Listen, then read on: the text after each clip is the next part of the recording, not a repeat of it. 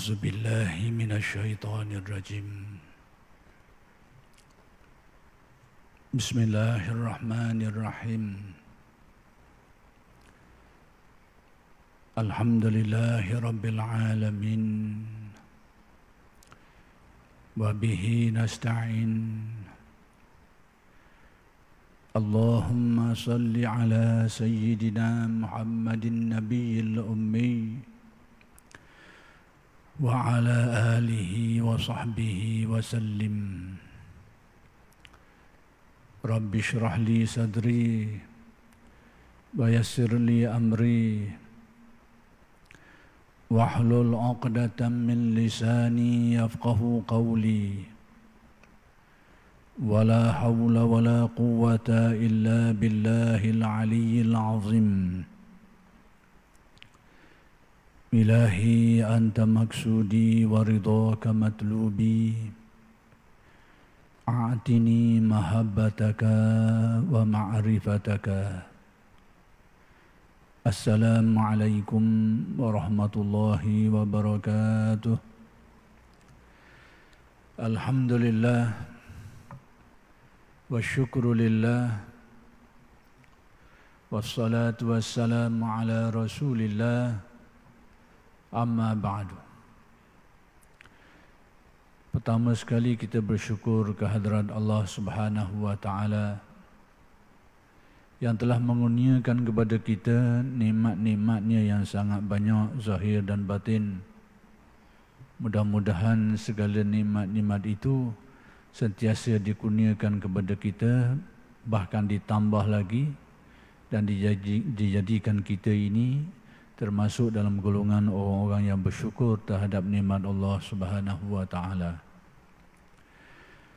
Dan insya-Allah pada malam ini kuliah Masjid Abidin ingin meneruskan lagi huraian kalam hikmat Al-Syeikh Ahmad Ibn Athaillah Al-Iskandari radhiyallahu anhu yang dimuatkan di dalam karya beliau Al-Hikam. Kalam hikmat yang ingin disempurnakan, yang ingin disambung huraiannya ialah kalam hikmat yang ke-186, iaitu kata-kata Syekh Ibn Atha, innama yuzakkaru man yajuzu alaihi al-ighfalu wa innama yunabbahu man yumkinu minhu al-ihmalu. Yani sesungguhnya maksud dia yang harus yang perlu diingatkan itu hanya orang yang mungkin lupa. Yani yang perlu kita ingatkan dia itu siapa yang sepatutnya yang perlu kepada peringatan, diingatkan dia, iaitu orang yang ada kemungkinan dia itu lupa.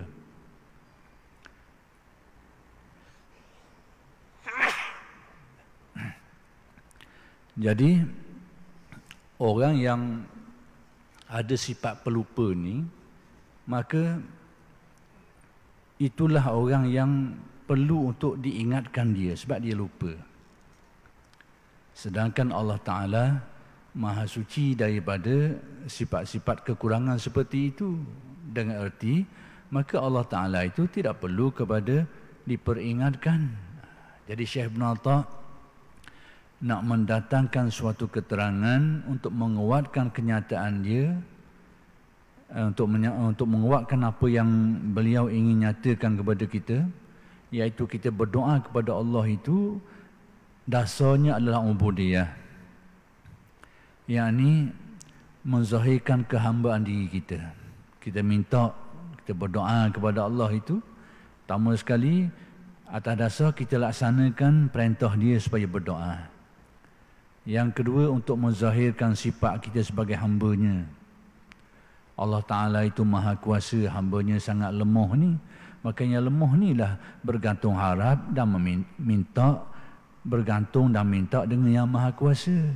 Jadi itulah yang dikatakan sebagai ubudiyah, pengabdian diri. Jadi orang-orang ahli sufi ni, mereka berdoa kepada Allah atas dasar tu. Mungkin beza sikit dengan kita ni.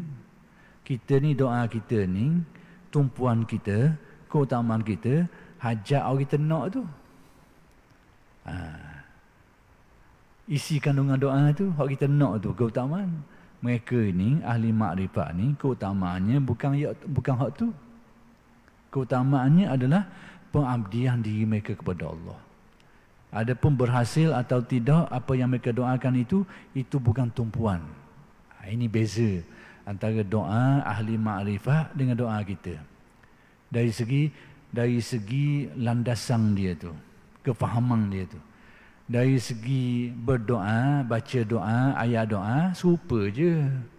Bila kita minta rezeki, ahli makrifat pun mereka minta rezeki juga. Bila ahli makrifat minta sihat, kita pun minta sihat juga. Serupa. Dari segi zahir doa tu. Tapi dari segi pengisiannya, landasan atau dasar yang menjadikan mereka tu berdoa, beza dengan kita. Kita doa kita, dok perhati hak aspek itu tu, tumpuan kita ni, nak supaya berhasil apa yang kita doa tu. Kalau kita minta supaya sihat, tumpuan kita biar boleh sihat tu lah. Kalau kita minta rezeki, tumpuan kita biar boleh rezeki itulah. Adapun ahli makrifat tentang perolehan itu bukan tumpuan. Dikurnia ke, tidak dikurnia ke, belum dikurnia ke, tidak kisah. Yang penting dia dapat melaksanakan pengabdian dirinya kepada Allah, antaranya melaksanakan doa kerana itu diperintahkan oleh Allah. Dia buat benda tu kerana diperintahkan. Dan dia laksanakan perkara itu untuk menzahirkan sifat hamba yang lemah ni, yang bergantung kepada Allah yang Maha Kuasa. Jadi dia berdoa untuk menzahirkan kenyataan itu. Ini sifat doa bagi ahli makrifat. Itu beza dengan kita. Jadi implikasinya apa? Implikasinya iaitu doa kita ni, bila tumpuan kita kepada apa yang kita nak tu, hajat kita tu, bila belum terlaksana atau tidak terlaksana, kita akan putus asa. Kita berdoa bersungguh-sungguh berhari-hari, tapi belum kesampaian. Tak dapat, belum dapat lagi, atau tak dapat lagi. Kita mula jadi malas dah. Malas dah nak berdoa. Sebab apa? Target kita benda tu, bila tak boleh kau, kita malas lah. Adapun ahli makrifat, boleh ke tak boleh ke, dia terus istiqamah. Tetap mereka berdoa kepada Allah. Sebab doa mereka itu adalah pengabdian diri mereka kepada Allah. Doa kita ni wasilah nak capai hajat kita tu. Itu kelainan sikit. Dari segi syarak, dua-dua tu tidak bercanggah. Sekarang dari segi kekukuhan dasar kita tu, kefahaman kita tu, keteguhan amalan kita tu. Jadi pada kalam hikmah yang ke-186 ini, Syekh Ibn Atta' ingin memperkuatkan lagi berkait dengan persoalan tadi tu. Iaitu kita ni, kalau kita berdoa kepada Allah, atas dasar seolah-olahnya kita nak mengingatkan Allah Ta'ala. Atas waham, atas sangkaan. Sangkaan ni mainan fikiran dan hati kita lah. Bahawa seolah-olahnya aku ni dibiarkan. Kalau aku tak doa, mungkin tak boleh. Seolah-olahnya kita kena peringat. Ataupun bahasa kasar kok, kena tekan loceng. Baru orang sedar. Baru tuan rumah tu sedar. Jadi kalau kita doa dalam bentuk seperti ini, Syekh Ibn Atta' nak menyatakan bahawa itu adalah suatu keadaan yang buruk lah. Jadi bila kita berdoa kepada Allah Ta'ala dalam sangkaan, dalam waham kita ni, bahawa seolah-olahnya kalau aku dah berdoa ni, tak boleh. Aku dah berdoa ni, aku mungkin terlepas pandang, dibiarkan. Mari waham-waham seperti itu tu dalam minda perasaan kita ni. Lalu kita berdoa supaya mudah-mudahan kita ni tidaklah dilupakan ataupun diabaikan. Soalnya, jadi doa kita pada waktu itu lebih kepada makna mengingatkan. Seolah-olahnya kita kena peringat kepada Allah Ta'ala tu. Kalau kita tak peringat, mungkin kita tak dapat benda ni. Jadi kalau minda-minda seperti ini yang menjadi landasan kita berdoa, maka Syekh Ibn Atta' nak beritahu bahawa inilah hakikatnya. Iaitu kata Syekh Ibn Atta', orang yang perlu diperingatkan ni, kalau kita nak peringatkan dia, siapa yang orang yang macam mana yang perlu kepada peringatan ni? Iaitu orang yang ada kemungkinan dia ni lupa. Bila dia lupa, maka patutlah dia peringat. Jadi kita dengan Allah Ta'ala tak gitu. Allah Ta'ala maha suci daripada semua tu. Jadi kalau doa kita tu seolah-olah nak memperingatkan Allah Ta'ala tentang keperluan kita ni, kalau doa tak boleh, kita silap. Kita silap. Kalau kita faham seperti itu. Jadi yang lurusnya adalah kita berdoa kepada Allah atas landasan pengabdian diri kita kepada Allah. Kita laksanakan perintahnya. Kita menzahirkan kehambaan diri kepadanya. Boleh, tak boleh, itu jangan tupu sangat.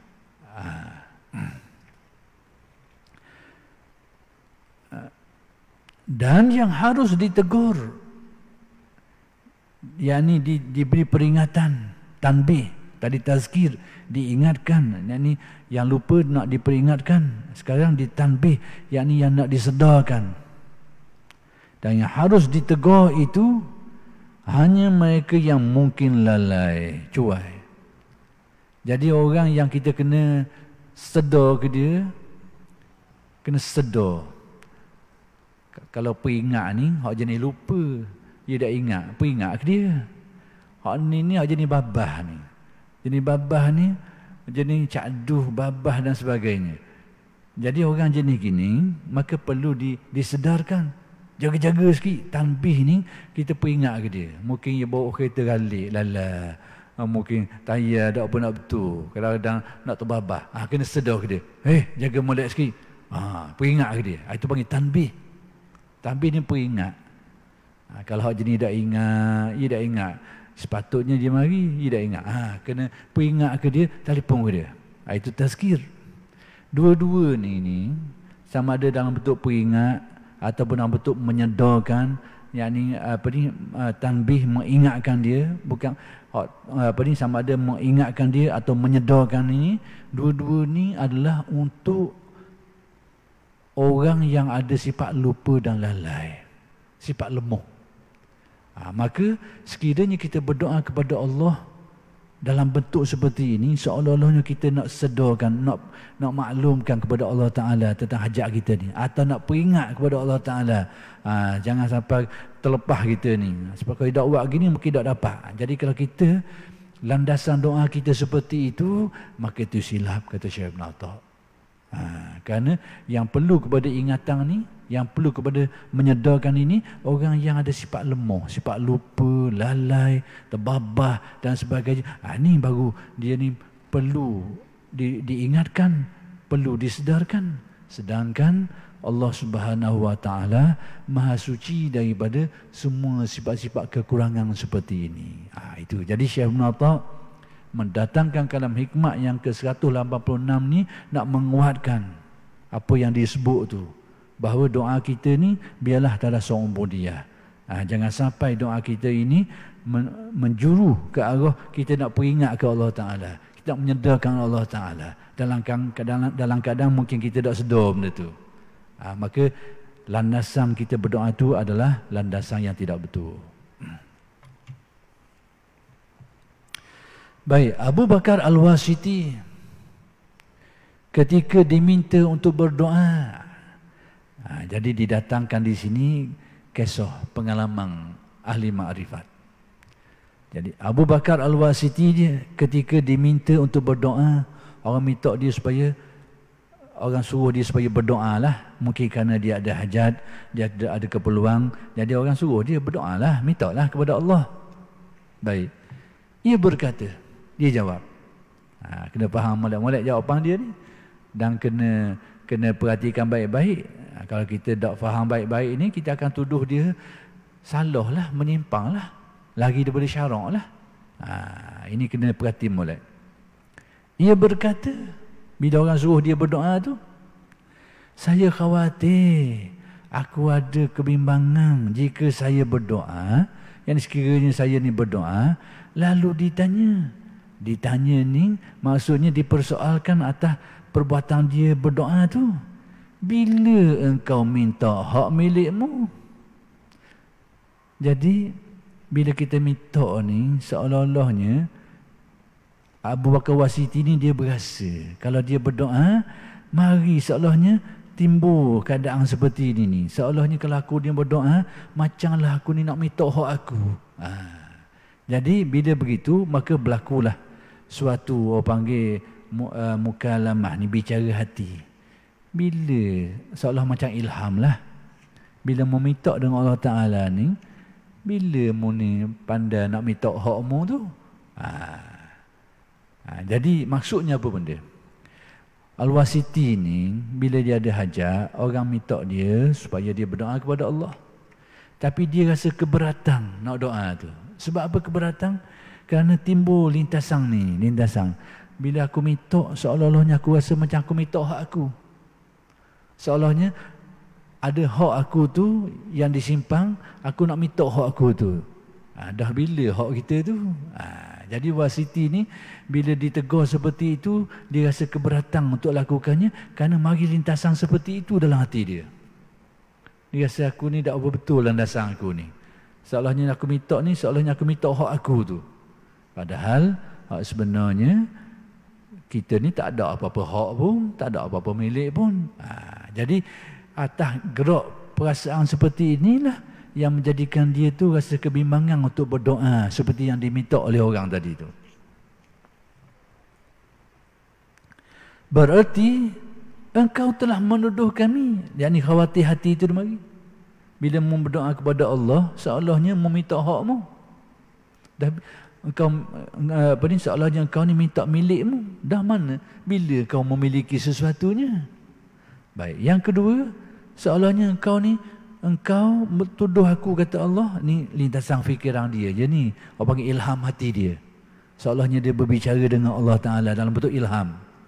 Jadi kalau engkau minta, kata Allah, seolahnya meminta milikmu. Dah bila mau memiliki sesuatu? Yang kedua, seolahnya tuduh aku ni mengabaikanmu. Seolahnya gitu. Jadi atas permintaanmu itu, seolah-olahnya tuduh aku ni, lok biarkan kau saja. Jadi dia rasa aku tak sedap. Mari gerak fikiran seperti ini. Maka sebab tu dia mungkin tidak berdoa bila disuruh ni. Jadi nak beritahunya bahawa di kalangan ahli makrifat kadang-kadang didatangi dengan gerak-gerak hati seperti ini. Maka sebab itulah mereka ini mengambil sikap untuk tidak berdoa. Sudah dijelaskan dulu. Ada keadaannya patut dia berdoa. Ada keadaannya patut dia mendiamkan diri. Keadaan yang berbeza-beza. Sudah saya jelaskan pada kuliah-kuliah yang lalu. Dan setiap keadaan tu ada dalil belaka. Hak bahagian berdoa pun ada dalil. Hak bahagian pasrah pun ada dalil. Dua-dua tu menjadi sebab kepada dipenuhi hajat dan keperluan. Dua-dua. Cara berdoa tu salah satu. Cara mendiamkan diri pasrah kepada Allah pun salah satu. Dua-dua ni ada dalil belaka. Jadi saya tidak ulangi dalil tu. Saya tak nak ulanglah dalil tu. Cuma nak kabarnya bahawa satu pengalaman yang dialami oleh Abu Bakar Al-Wasiti. Bila orang suruh dia berdoa, dia mendiamkan diri. Sebab apa diamkan diri? Kerana mari lintasan-lintasan yang mendorong dia untuk mendiamkan diri. Sehingga dia berasa dalam hati dia ni, kalau aku minta dengan Allah, seolah-olahnya aku ni minta hak aku, minta milik aku. Padahal aku tak ada milik apa-apa satu pun. Bila aku minta dengan Allah Ta'ala ni, seolah-olahnya aku tuduh Allah Ta'ala tu, lupakah aku? Lok, biarkan aku. Jadi bila dia rasa gitu, orang yang rasa seperti ini, terlintas seperti ini, lebih baik dia mendiamkan diri. Mendiamkan diri dengan hati, dia pasrah kepada Allah Subhanahu Wa Ta'ala. Dan insya-Allah hajat keperluannya dia akan dapat juga, seperti yang sudah dijelaskan dulu, wa may yatawakkal 'ala Allahi fa huwa hasbuh. Sesiapa yang berserah bulat kepada Allah, maka Allah Taala akan memenuhi keperluan dia. Jadi Allah Taala melayani kita ni, memenuhi keperluan kita ni banyak cara. Jangan anggap satu cara je. Doa semata-mata. Tak. Masih ada cara-cara lain. Jadi apa yang disebut oleh ahli tasawuf ni dalam perkara ni adalah merupakan salah satu daripada cara doa itu, cara hajat keperluan manusia itu ditunaikan oleh Allah Subhanahu Wa Ta'ala. Gitu, kena faham. Jadi kalau kita tak faham buah ni kita akan tuduh dia menyanggahi syarak lah. Orang suruh dia berdoa, dia tak berdoa sekarang. Padahal syarak suruh kita berdoa dengan nas Al-Quran. Ud'uni astajib lakum. Berdoalah kepada aku, akan aku perkenalkan. Jadi kita ni bila dengar cerita ni, kita akan tuduhlah dia ni salah. Kerana tak laksanakan perintah Allah, suruh berdoa. Orang suruh berdoa, dia tak berdoa sekarang. Jadi kita akan menyalahkan dia. Padahal kita tak erti, tak faham ilmu dia tu. Hari ni orang kita ni berasa aling banyak. Jadi dia mudahlah bila kita ni berasa aling, mudahlah menyalahkan orang. Mudah menyalahkan orang. Pandang orang serba tak kena, pandang orang serba tak betul. Hak sebenarnya hak kita ni cacat. Hak kita ni cacat. Mulalah kita nimbang tak kena sama, tak betul. Padahal nimbang kita rosak rupanya. Kau mulalah aku rasa berat, tapi mana ringan ni? Hak berat jadi ringan, hak ringan jadi berat. Jadi tak kena sama nimbang. Rupa-rupanya bukan barang tu tak kena, nimbang kita rosak rupanya. Hari ni. Kenapa jadi demikian? Kita tak rasa pelik lah. Kerana jiwa rosak. Puncanya jiwa rosak. Al-Imam Muslim meriwayatkan hadis. Nak beritahu neraca nilai jadi rosak manusia ni puncanya apa? Sehingga manusia ni menilai sesuatu jauh daripada tepat. Jauh daripada benarnya. Jadi antara puncanya bukan barang yang ditimbang tu yang keliru, tapi nimbang, alat nimbang kita rosak. Jadi dalam hadis Imam Muslim meriwayatkan bagaimana fitnah itu dibentangkan ke dalam hati manusia ni satu demi satu. Mana-mana hati manusia yang menerima fitnah keburukan ni, khawatir lintasan dorongan buruk ni diserap oleh hati manusia, lalu menimbulkan sifat buruk dalam hati, lalu menggerakkan tindakan amalan yang buruk dilakukan oleh manusia, maka hati akan jadi hitam. Mana-mana yang datang fitnah-fitnah ni tidak diterima oleh hati, ditolak. Fitnah mari tengok orang, kadang-kadang mari contoh, mari fitnah ni, mari tengok orang senang dia bawa kereta besar. Jadi kita ni terima hati perut. Mari tuduhan macam-macam, dia mu ni memang nega tak betul ni, nega jahat ni. Cepat sangat mari uduh tu. Lintasan hati uduh tu cepat mari. Mu ni peropok lah, mu ni perasuah lah. Bila tengok orang senang, kau mula mari hati, mari deki lah. Lepas tu marilah cari jalan. Nak khianat, nak suruh mapuh ke mana, nak suruh mapuh dia. Mari angkalang. Itu. Jadi khawatir tu mari, kata udan sebidang-sebidang yang mari dalam hati manusia ni. Mana-mana hati yang terima benda tu jadi rosak. Hati dia akan dipenuhi dengan sifat buruk, dengan hasadnya, dengan tamuknya, takaburnya, penuh hati. Bila hati ni rosak kerana fitnah-fitnah ni, maka dia akan mendorang ke perbuatan. Orang yang deki, dia akan khianatlah ke orang yang deki tu. Orang yang sombong, mana-mana yang ada hormat ke dia, memang dia nyek lah. Mana-mana orang yang hatinya buruk sangka kau, apa-apa kau, dia ambil tindakan-tindakan yang sesuai lah. Macam-macam lah. Ini buruk, jadi jiwa manusia jadi rosak. Jadi kata Nabi, mana-mana hati yang ashrabah, yang menyerap fitnah-fitnah ni, maka dia akan jadi hitam. Lalu Nabi menggambarkan bentuk hitam tu kalkuzi mujakhayan. Dia macam kehitaman dia tu, dia macam purung. Purung orang buat nyebok air tu. Purung kan dia hitam. Patak dia tu hitam. Guna buat nyebok air. Jadi kalau kita guna, dah lah dia hitam. Nabi kata, kalkuzi mujakhayan ni, purung buat nyebok air tu, ia terlikuk gini ni. Maksudnya, air dah lekat, hitam beletung. Itu dia. Hati kerah, kemudian tak ada hikmah, tak ada kebaikan sifat baik dalam tu. Itu tamsilan Nabi. Maka bila hati manusia jadi gini, apa yang berlaku? Apa yang berlaku pada manusia? Maka la ya'rifu ma'rufan wa la yunkiru munkaran. Hak perkara baik makruf dia tak kenal. Perkara mungkar, perkara uduh-uduh dia tidak tolak. Dia tak nafi atau mungkin dia anggap baik. Terbalik jadi. Ini yang saya maksudkan, neraca nimbang jadi rosak. Dan hari ini fenomena ni akan berlaku. Dan kita tak rasa pelik lah. Ada petunjuk-petunjuknya, ada pedoman-pedomannya dalam riwayat-riwayat hadis yang banyak memerihalkan tentang akhir zaman ni. Antaranya wujud kelompok-kelompok golongan muda ni. Orang muda ni akan pendek. Nafsu besar, keinginan besar, nafsu besar akan pendek. Tak mula mudah menyalahkan orang tua-tua, orang lama-lama mudah menyalahkan. Kenapa? Kerana nafsu tinggi berbanding akal. Rasa dia lebih segala-galanya, dia lebih belaka, orang lain serba tak kena, orang lain serba tak betul, ini nyakit dia.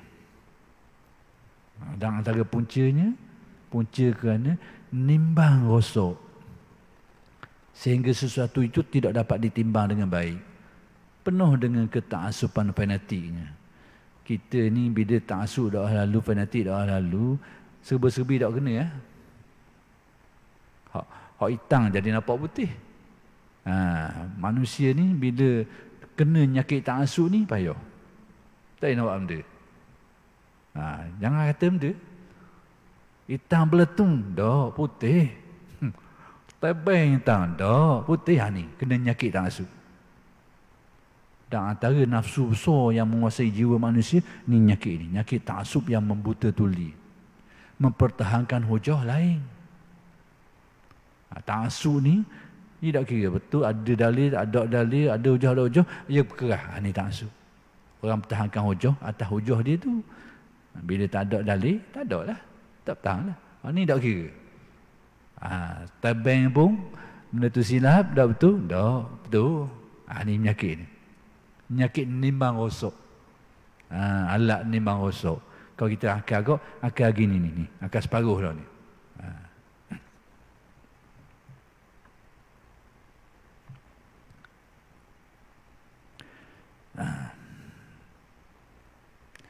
Dan bila engkau minta supaya sesuatu yang bukan hakmu, bererti telah menyalahgunakan kewajipanmu untuk memuji padaku. Jadi mari dalam khawatir al-wasiti ni, bila engkau minta seolah macam khawatir dalam bentuk munajat lah ataupun ilham lah, seolahnya dia berbicara dengan Allah dalam bentuk ilham. Jadi berdoa kepada aku ni seolahnya meminta hakmu, seolahnya mu ada hak meminta hakmu tu. Seolahnya aku kata Allah, aku ni lupakan engkau, mengabaikan engkau. Jadi kau peringat aku ni. Kau minta hakmu tu. Bila mu ada hak tu? Itu.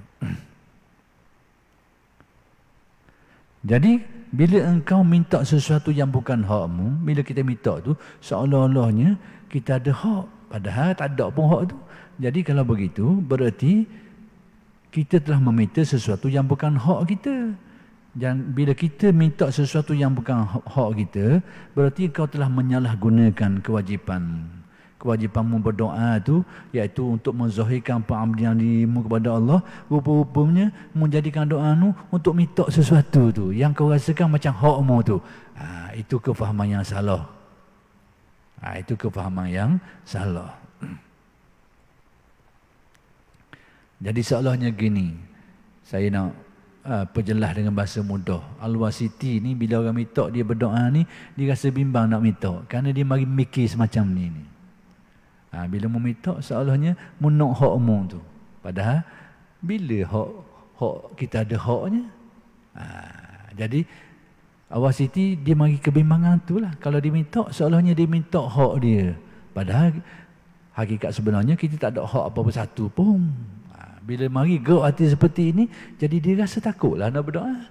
Lalu dia mengambil sikap, dia berdoa. Tak berdoa, dia serah kepada Allah. Dan boleh je buat begitu.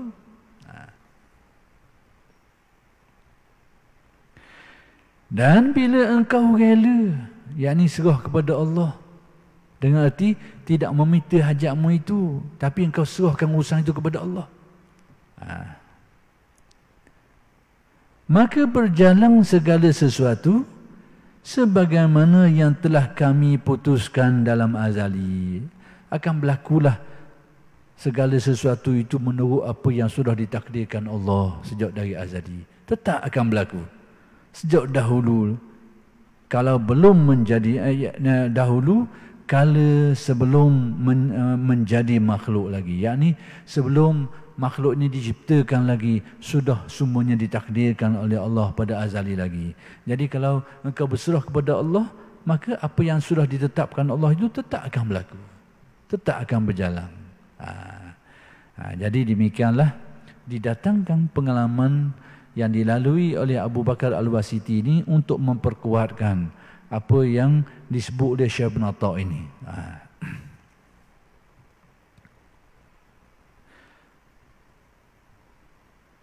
Baik, Abdullah bin Manazil berkata,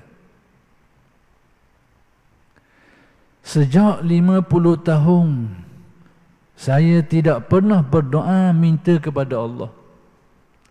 Bagaimana kita nak faham kata-kata dia ni?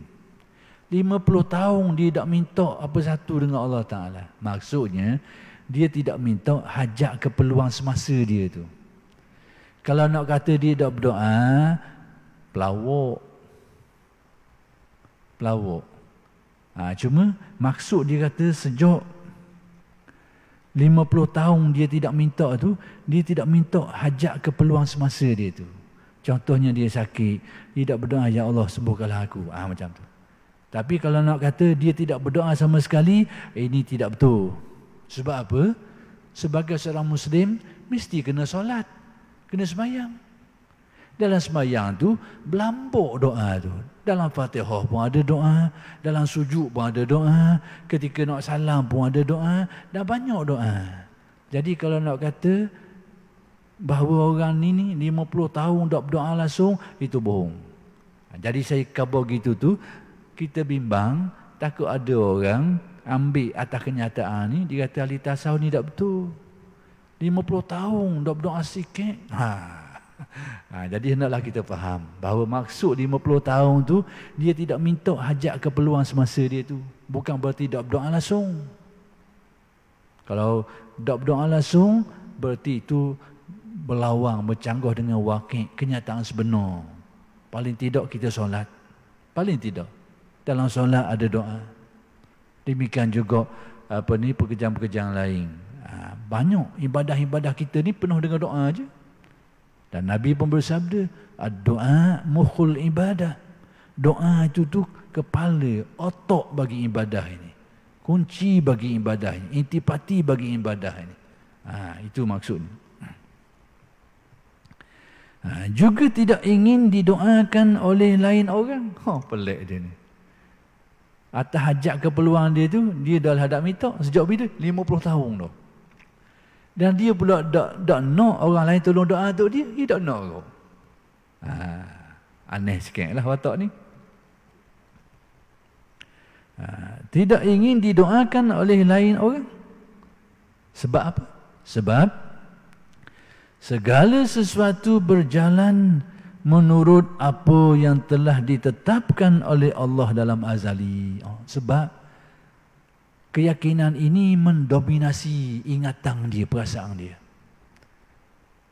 Ingatan bahawa segala sesuatu sudah ditakdirkan Allah, sudah ditetapkan oleh Allah Subhanahu wa taala, maka mendorong dia untuk tidak minta lagi dah. Kerana masa yakin dan senang dengan apa-apa yang sudah ditetapkan oleh Allah.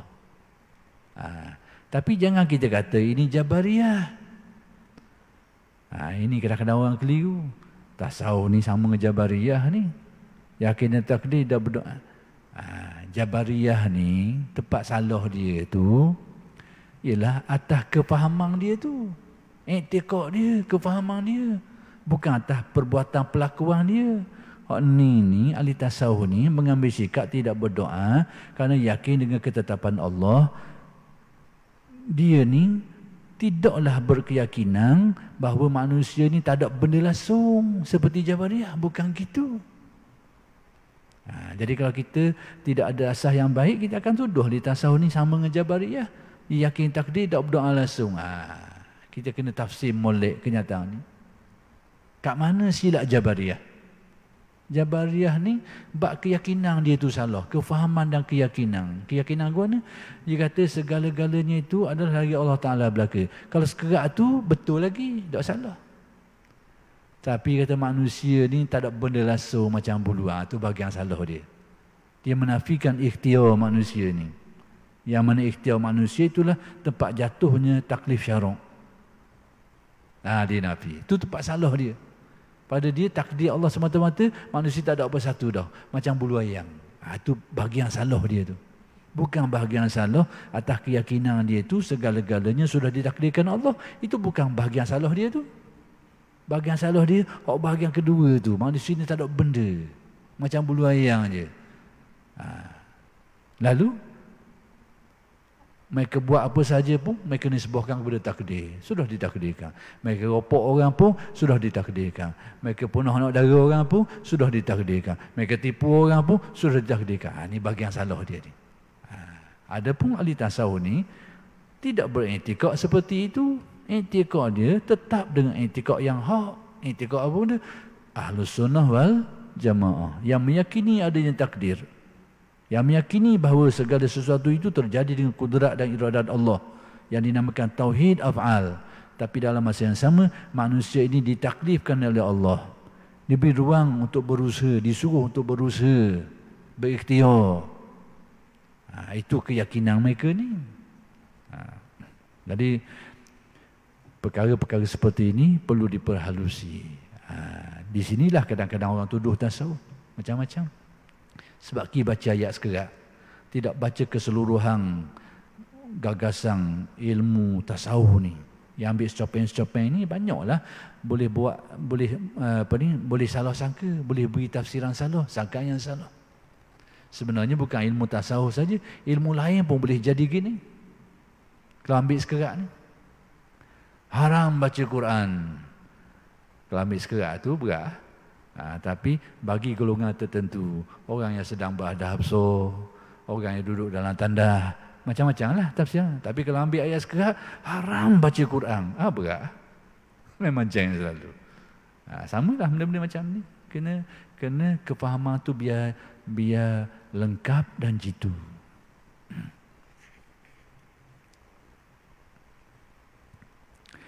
Demikianlah kalam hikmat Syekh Ibn Atha yang ke-186. Jadi kesimpulan yang saya nak buat kat sini bahawa sikap sesetengah ahli tasawuf tidak berdoa kepada Allah Subhanahu Wa Taala atas hajat yang mereka ada itu tidaklah bercanggah dengan syarak.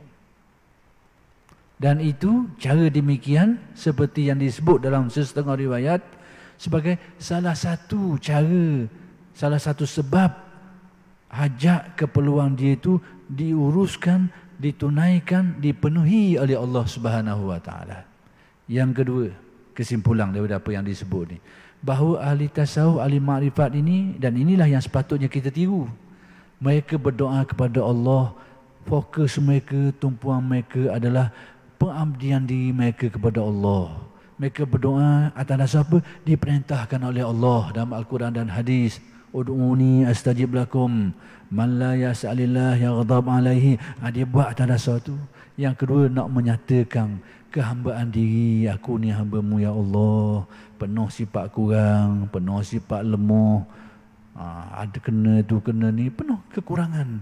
Engkaulah Allah Ta'ala Tuhan yang Maha Esa, yang Maha Sempurna. Maka aku ni sebagai hamba-Mu, makhluk-Mu, Engkaulah tempat aku bergantung. Jadi aku berdoa ni untuk menzahirkan perasaan tu atas dasar tu. Adapun apa yang dihajati itu bahagian nombor 2. Kalau dikurniakan, alhamdulillah. Tapi kalau tidak, belum dikurniakan, aku tetap berdoa kepada-Mu ya Allah. Ini dasar berdoa ahli makrifat. Dan seperti inilah kita dianjurkan untuk kita tiru. Jadi sedang oleh kerana sudah sampai si kenal ini, jadi kita berhenti setakat ini dulu, dan insya-Allah akan bersambung huraian kalam hikmat ini pada minggu-minggu yang akan datang. Aqulu qauli hadza wa astaghfirullahal azim li wa lakum. Assalamualaikum warahmatullahi wabarakatuh.